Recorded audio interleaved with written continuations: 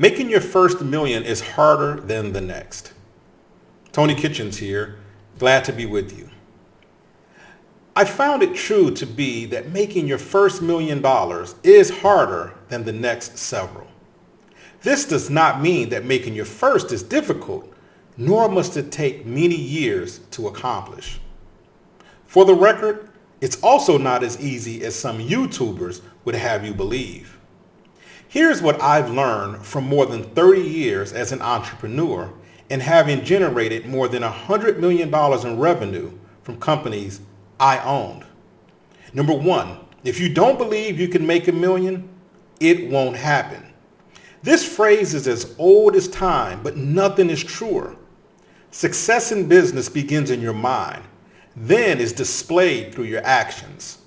When you believe you can grow your business revenue to $1 million and more, you will become the person that you will need to be in order to make it happen. You'll wake up early. You'll go to sleep late. You will sacrifice time that was once allocated for family and friends in order to focus on your goal.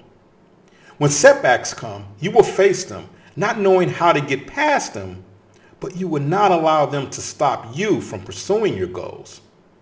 You will eliminate words such as, I can't, why, it isn't fair, I'm fine where I am, and others, and replace them with words like, I can, why not, and life is not fair, you get what you work for.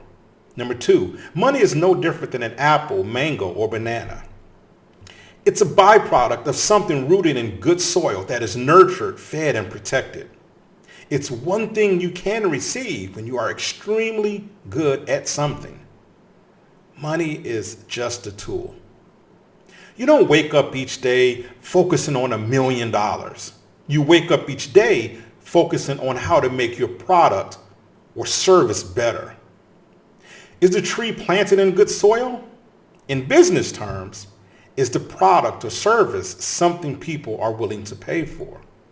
Is there a market for what you are selling? Are you nurturing the tree?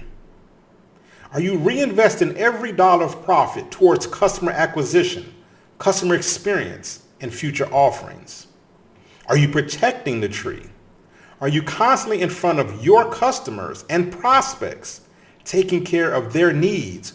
Or are you allowing your competitors to lure them away with fancy marketing campaigns?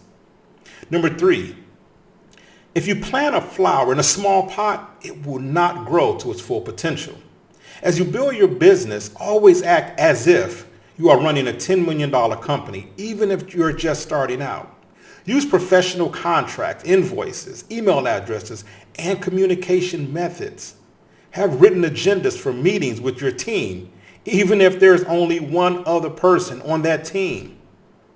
Make sure the business structure you choose, whether it's an S Corp, C Corp, or a limited liability corp, is the best choice for $1 million company, not just a startup. Use an accountant and attorney when dealing with tax and contract matters. Don't ask an amateur for professional advice. When you create an environment that you will have to grow into, it will be much easier to manage once success begins to come your way. Number four, good things take time. It took me 4 or 5 years to make my first $1 million in revenue. Those years were spent doing everything I mentioned a few moments ago and much more. You must build a foundation. You must plant the seeds, water them, remove the weeds before you see any signs that the tree is growing. Business is no different. There are undeniable steps that must be taken for any business to grow. This is when your mindset comes into play. With the understanding that business is a marathon, you will have the patience to stay in the race and not to quit. Number 5, rinse and repeat. Once you have a product or service that people are willing to pay for, have built processes for customer acquisition, managing operations, finance, customer support, and more, you are on your way to having a multi-million-dollar business. This is why the first million is the hardest. It's because you are building everything from scratch. Now, the foundation for making $2, $5, and even $10 million is strong and can support a bigger business when that time arrives. You can hire the best talent. You can reach prospects in more ways than ever before. And you have nurtured the soil that will allow your money-making tree to produce as much fruit as you want it to bear. You will have what I call a mature business, meaning it has been through the early stages of crawling. It is now moving at a steady pace. The next step is to sprint, which is also called scaling.